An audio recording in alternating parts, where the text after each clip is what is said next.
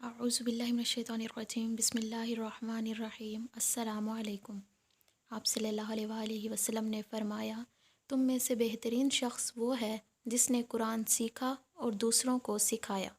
آپ صلی اللہ علیہ وآلہ وسلم نے فرمایا، اور جو شخص اٹک اٹک کر قرآن پڑھتا ہے اور وہ اس پر دشوار ہوتا ہے تو اس کے لیے دوہرا اجر ہوگا۔ حضرت عقبہ بن عامر بیان کرتے ہیں، رسول پاک صلی اللہ علیہ وآلہ وسلم تشریف لائے جبکہ ہم صفا میں تھے۔ آپ صلی اللہ علیہ وآلہ وسلم نے فرمایا، تم میں سے کون پسند کرتا ہے کہ وہ ہر روز صبح کے وقت وادی بطحان یا وادی عقیق جائے اور کسی گناہ اور قطع رحمی کا ارتکاب کیے بغیر وہاں سے بڑی کوہان والی 2 اونٹنیاں لے آئے؟ ہم نے عرض کیا، اللہ کے رسول، ہم سب اسے پسند کرتے ہیں۔ تب آپ صلی اللہ علیہ وآلہ وسلم نے فرمایا، تم میں سے کوئی صبح کے وقت مسجد کیوں نہیں آتا کہ وہ اللہ تعالیٰ کی کتاب سے 2 آیتیں سیکھے یا پڑھے، تو یہ اس کے لیے 2 اونٹنیوں سے بہتر ہے، اور 3 آیتیں اس کے لیے 3 سے بہتر ہیں، اور 4 سے بہتر ہیں، اور وہ جتنی زیادہ ہوں گی وہ اتنی ہی اونٹنیوں سے بہتر ہوں گی۔ رسول پاک صلی اللہ علیہ وآلہ وسلم نے فرمایا، بے شک اللہ اس کتاب کے ذریعے کچھ لوگوں کو رفعت عطا فرماتا ہے اور کچھ لوگوں کو پستی کا شکار کر دیتا ہے۔ آپ صلی اللہ علیہ وآلہ وسلم نے فرمایا، صرف 2 آدمیوں پر رشک کرنا جائز ہے، ایک وہ آدمی جسے اللہ نے قرآن کا علم عطا کیا ہو اور وہ دن رات اس کی تلاوت کا اہتمام کرتا ہو، اور ایک وہ آدمی جسے اللہ نے مال عطا کیا ہو اور وہ دن رات اس میں سے خرچ کرتا ہو۔ آپ صلی اللہ علیہ وآلہ وسلم نے فرمایا، 3 چیزیں روز قیامت عرش کے نیچے ہوں گی۔ قرآن بندوں کی طرف سے جھگڑا کرے گا، اس کا ظاہر بھی ہے اور باطن بھی، اور امانت بھی، جب کہ رحم آواز دے گا، سن لو، جس نے مجھے ملایا اللہ اسے ملائے، اور جس نے مجھ سے قطع کیا اللہ اس سے قطع کرے۔ حضرت ابو سعید خدری سے روایت ہے کہ اسد بن حضیر بیان کرتے ہیں کہ ایک دفعہ وہ رات کے وقت سورہ بقرہ تلاوت کر رہے تھے اور ان کا گھوڑا ان کے پاس بندھا ہوا تھا کہ گھوڑا اچانک اچھلنے لگا اور وہ خاموش ہو گئے، تو وہ گھوڑا بھی ٹھہر گیا۔ انہوں نے پھر پڑھا تو گھوڑا پھر اچھلنے لگا اور وہ خاموش ہو گئے، تو وہ گھوڑا بھی ٹھہر گیا۔ انہوں نے پھر پڑھا تو گھوڑا پھر اچھلنے لگا، وہ فارغ ہوئے اور ان کا بیٹا یحییٰ اس گھوڑے کے قریب ہی تھا۔ انہیں اندیشہ ہوا کہ وہ اسے نقصان نہ پہنچائے، اور جب انہوں نے اسے دور کیا اور آسمان کی طرف سر اٹھایا تو سائبان سا دکھائی دیا جس میں چراغوں کی طرح روشنی تھی۔ جب صبح ہوئی تو آپ صلی اللہ علیہ وآلہ وسلم کے پاس گئے۔ آپ صلی اللہ علیہ وآلہ وسلم نے فرمایا، ابن حذیر پڑھ۔ ابن حذیر تم پڑھتے رہتے۔ انہوں نے عرض کیا، اللہ کے رسول، مجھے اندیشہ ہوا کہ وہ یحییٰ کو روند نہ ڈالے، لہٰذا میں اس کی طرف متوجہ ہو گیا۔ میں نے اپنا سر آسمان کی طرف اٹھایا تو اوپر سائباں کی طرح کوئی چیز تھی اور اس میں چراغوں جیسی روشنی تھی۔ تو انہوں نے فرمایا، تم جانتے ہو وہ کیا تھا؟ انہوں نے عرض کیا، نہیں۔ فرمایا، وہ فرشتے تھے جو تمہاری آواز کے قریب تھے، اگر تم پڑھتے رہتے تو وہ وہیں رہتے اور لوگ انہیں نہیں دیکھ لیتے اور وہ ان سے مخفی نہ رہتے۔ رسول پاک صلی اللہ علیہ وآلہ وسلم نے فرمایا، جو شخص قرآن کریم کا ایک حرف پڑھتا ہے تو اسے اس کے بدلے میں 1 نیکی ملتی ہے اور نیکی 10 گنا بڑھ جاتی ہے۔ میں نہیں کہتا کہ الف لام میم ایک حرف ہے، بلکہ الف ایک حرف ہے، لام ایک حرف ہے اور میم ایک حرف ہے۔ آپ صلی اللہ علیہ وآلہ وسلم نے فرمایا، جس شخص کے دل میں قرآن کا کچھ حصہ نہ ہو وہ بے آباد گھر کی طرح ہے۔ حضرت حارث سوار بیان کرتے ہیں، میں مسجد سے گزرا تو لوگ باتوں میں مشغول تھے۔ میں علی کے پاس گیا اور انہیں بتایا۔ انہوں نے فرمایا، کیا انہوں نے ایسا کیا ہے؟ میں نے کہا، جی ہاں۔ انہوں نے فرمایا، سن لو، بے شک میں نے رسول اللہ کو فرماتے ہوئے سنا، سن لو، ان قریب فتنے پیدا ہوں گے۔ میں نے عرض کیا، اللہ کے رسول، ان سے بچنے کا کیا طریقہ ہے؟ آپ نے فرمایا، اللہ کی کتاب، اس میں سابقہ قوموں کے احوال اور مستقبل کے اخبار اور تمہیں مسائل کا حل ہے، وہ فیصلہ کن ہے۔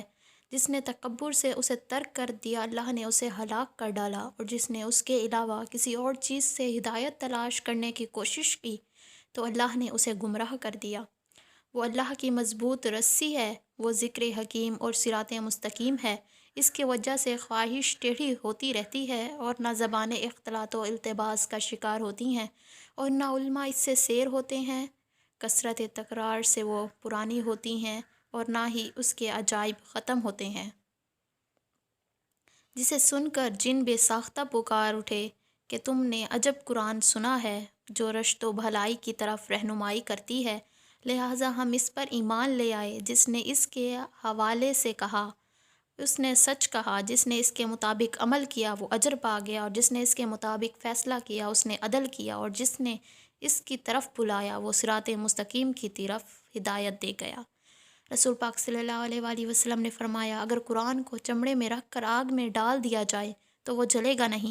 آپ صلی اللہ علیہ وآلہ وسلم نے فرمایا، جس شخص نے قرآن پڑھا اور اس کے مطابق عمل کیا تو روز قیامت اس کے والدین کو تاج پہنایا جائے گا، جس کی روشنی تمہاری دنیا کے گھروں میں چمکنے والے سورج کی روشنی سے زیادہ اچھی ہوگی۔ تمہارا اس شخص کے بارے میں کیا خیال ہے جس نے اس کے مطابق عمل کیا ہو؟ آپ صلی اللہ علیہ وآلہ وسلم نے فرمایا، قرآن سیکھو اور اسے پڑھو، کیونکہ قرآن سیکھنے والا، اسے پڑھنے اور اس کا اہتمام کرنے والا کستوری سے بھری ہوئی تھیلی کی مانند ہے، جس کی خوشبو ہر جگہ پھیل جاتی ہے، اور جس نے اسے سیکھا لیکن سویا رہا حالانکہ وہ حافظ تھا تو وہ کستوری کی بند تھیلی کی طرح ہے۔